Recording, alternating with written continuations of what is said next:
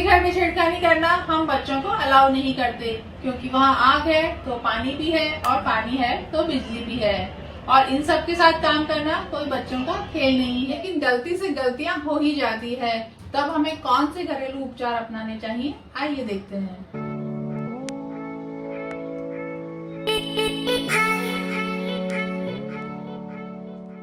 बच्चों का टिफिन बनाना है, हस्बैंड को ऑफिस जाना है, साफ सफाई, पूजा पाठ, जल्दबाजी और हड़बड़ी में हम कभी कभी अपने ही हाथ पर दरवाज़ा बंद कर लेते हैं, जिससे वहाँ पर हल्की सी सूजन और कालापन आ जाता है। इसके लिए आप देसी घी को गर्म कर लीजिए और उसमें चुटकी भर हल्दी मिलाकर उस जगह पर लगाइए। दिन में 4-5 बार लगाने पर ही आप देखेंगी कि सूजन तो खत्म हो ही जाएगी, साथ ही वहाँ पर कालापन भी नहीं आएगा।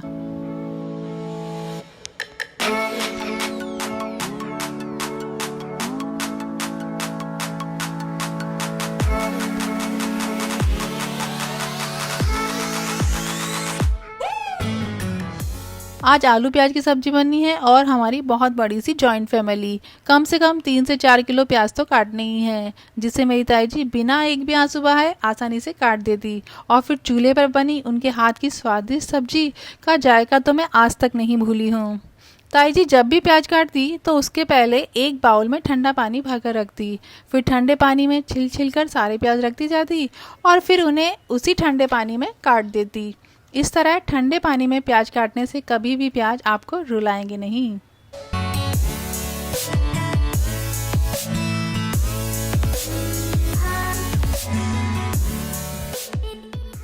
कल ही नया चाकू खरीदा और आज हाथ कट गया। नए चाकू की धार ही इतनी तेज होती है कि जरा सा अड़ते से ही खून निकल आता है।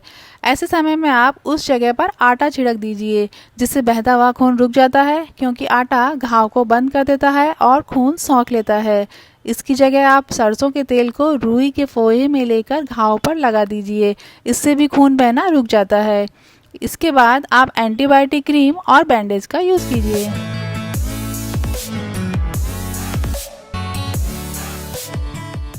मार्केट में भले कितने ही चॉपिंग और कटिंग के सामान आ जाएं, पर बेसन की मिर्ची बनानी हो या टरपोले, हम इसी तरीके से मिर्ची काटते हैं और बाद में हाथों में जलन होती है।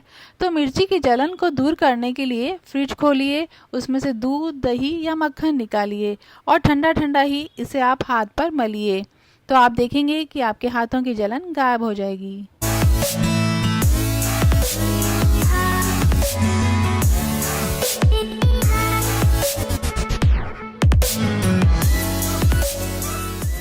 गलती से कभी गर्म पानी तो कभी तेल हाथ पर गिर जाने से हमें जलन हो जाती है।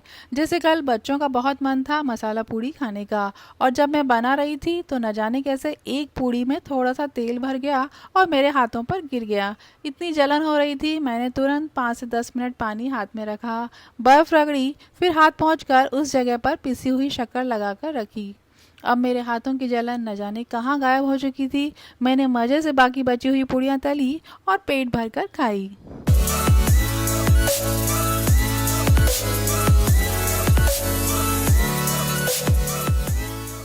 मेहंदी लगा के रखना, मेरे हाथों में 9 चूड़ियाँ हैं। सुंदर और कोमल हाथ तो हम सभी चाहते हैं, पर रसोई घर में बार बार हाथ धोने से हमारे हाथों से तेल और मॉइस्चराइज़र निकल जाता है और हमारी स्किन ड्राई हो जाती है।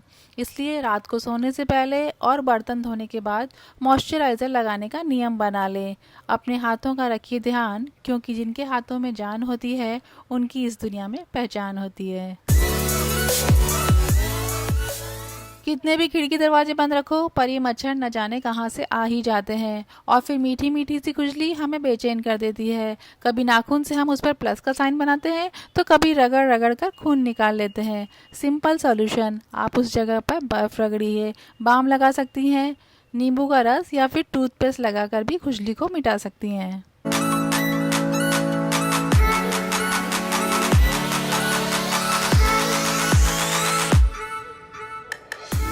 मिक्सर, जूसर, बीटर, चॉपर, बहुत सारे इलेक्ट्रिक उपकरणों का हम किचन में यूज़ करते हैं। कभी हाथ गीला रह गया या स्विच बोर्ड ढीला हो गया तो हमें शॉक लग जाता है। तो शॉक लगने पर घबराइए नहीं, 5-10 मिनट आंखें बंद करके इस रिकवरी पोजीशन में लेट जाइए और बाद में किसी इलेक्ट्रिशियन को बुलाकर स्विच बोर्ड की मरम्मत ज़रूर से करवाइए। दूध पीना हो या जूस, बच्चों को स्टील के गिलास में नहीं, बड़ों की तरह कांच के गिलास में ही पीना होता है। नतीजा, कितनी ही बार वे फोड़ देते हैं या यहाँ वहाँ रखकर छोड़ देते हैं, जिससे गिलास टूट जाता है। अगर हाथ या पैर में कांच चुभ जाए और दिखाई भी ना दे, तो आप शहद, घी और पिसी हुई राई को बराबर मात्रा में लेकर इस लेप को उस जगह पर लगा लीजिए। आप देखेंगे कि 12 घंटे बाद कांच ऊपर आ जाएगा या लेप के साथ पट्टी पर निकल आएगा।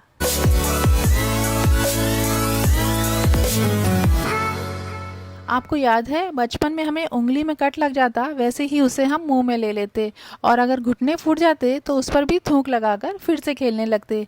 बाद में जब घर आते, मम्मी देखती तो बहुत गुस्सा करती और तुरंत सरसों के तेल को गर्म करके उसमें हल्दी मिलाकर इस तेल का लेप लगाती और 2-3 दिन में तो घाव जैसे छूमंतर हो जाता।